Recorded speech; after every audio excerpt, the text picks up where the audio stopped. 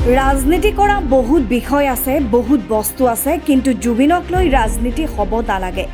তেওঁ অসমৰ সম্পদ, তেওঁ অসমৰ আত্মা, আৰু আত্মাক লৈ ৰাজনীতি কৰিব নালাগে। পলাই বিয়া পাতি সন্তানক প্ৰখৰ ৰ'দত ইটাৰ ওপৰত শুই থোৱাৰ দৰে পাপ আৰু হ'ব নোৱাৰে। তোমালোক দুজনৰ ভৱিষ্যতৰ সৈতে কেঁচুৱাৰ ভৱিষ্যত নষ্ট কৰাৰ অধিকাৰ তোমাৰ নাই। অঞ্চলটো পিছপৰা হ'লেও ছাত্ৰ ছাত্ৰীসকলৰ সপোন কিন্তু পিছপৰা নহয়। এওঁলোকৰ সপোন আকাশ চোৱাৰ।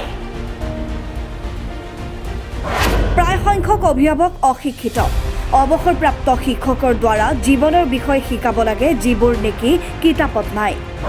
আপোনাৰ অলপ দিন জীয়াই থকাৰ ইচ্ছা নে বহু বছৰ জীয়াই থকাৰ ইচ্ছা? আপুনিও ল'ব পাৰিব 25 বছৰ বয়সত আইফোন আৰু বিলাসী বাহন। শুনো আহক N8 অসমৰ সম্পূৰ্ণ প্ৰতিবেদন। কামৰূপৰ টোপামাৰী ছিনিয়ৰ ছেকেণ্ডাৰী স্কুলত মংগলবাৰে দিনজোৰা নৱাগত আদৰণি সভাত মুখ্য অতিথি হিচাপে বিশেষ ব্যতিক্ৰমী মন্তব্য আগবঢ়ালে অসম লাইভ 24ৰ জ্যেষ্ঠ সাংবাদিক আৰু অধিবক্তা তথা প্ৰেৰণাদায়ক বক্তা দীপক শৰ্মা। মুখ্য অতিথিগৰাকীয়ে ছাত্ৰ ছাত্ৰীৰ উদ্দেশ্যে অনুপ্ৰেৰণামূলক ভাষণ প্ৰদান কৰি কৈ যায়, কিতাপৰ শিক্ষাৰ লগতে জীৱনৰ শিক্ষাও সমান গুৰুত্বপূৰ্ণ। তেওঁ অভিভাৱক আৰু শিক্ষকসকলকো এই দিশত বিশেষ মনোযোগ দিয়াৰ আহ্বান জনায়। অনুষ্ঠানটোত অঞ্চলটোৰ বহু গণ্যমান্য ব্যক্তি, অভিভাৱক, অভিভাৱিকা আৰু সহস্ৰাধিক ছাত্ৰ ছাত্ৰী উপস্থিত থাকে। উলহ মালহেৰে ভৰপূৰ এই সভাৰ জৰিয়তে বিদ্যালয় পৰিৱেশত এক নতুন উদ্দীপনাৰ সঞ্চাৰ হয়। আকৌ এবাৰ অকল। News desk report N8 Assam. খুব সুন্দৰ অনুভৱ, যদিও ৰাস্তা ঘাট সাংঘাতিকভাৱে বেয়া বা আন্তঃগাঁথনি খুব বেছি ভাল নহয়, তথাপিও আমি যিখন স্কুলত আহিছোঁ, টোপামাৰী ছিনিয়ৰ ছেকেণ্ডেৰী স্কুলত, শিক্ষাগতভাৱে খুব আগবঢ়া আৰু ৰিজাল্টসমূহ আমি দেখিছোঁ যে মেট্ৰিকত ইমান ভাল ভাল পাৰ্চেণ্টেজ পাইছে। গতিকে সামগ্ৰিকভাৱে পিছপৰা অঞ্চল হ'লেও ছাত্ৰ ছাত্ৰীসকলৰ সাংঘাতিক জীৱনত কিবা এটা কৰাৰ মানসিকতা আছে আৰু সাংঘাতিকভাৱে চোকা তেওঁলোকে আমি দেখিছোঁ। গতিকে আশা কৰিছোঁ যে এই অঞ্চলৰ পৰা ইতিমধ্যে বহু ডাক্তৰ, ইঞ্জিনিয়াৰ সৃষ্টি কৰিবলৈ সক্ষম হৈছে।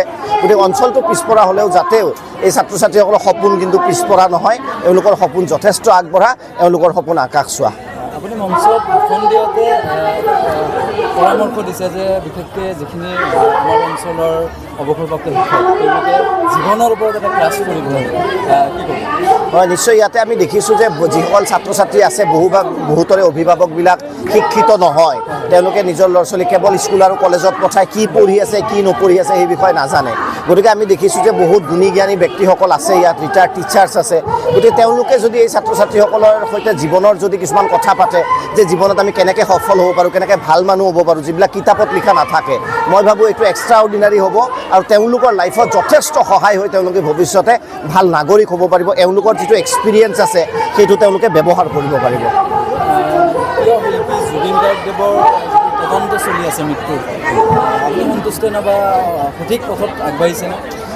এতিয়া আমি সকলো অসমৰ ৰাইজে আউটকামটো বিচাৰি আছোঁ, ৰিজাল্ট কি হ'ব তাক বিচাৰি আছোঁ। এতিয়া সন্তুষ্ট অসন্তুষ্ট বুলি মই নকওঁ বা মানুহখিনিও এতিয়া ক'ব বিচৰা নাই।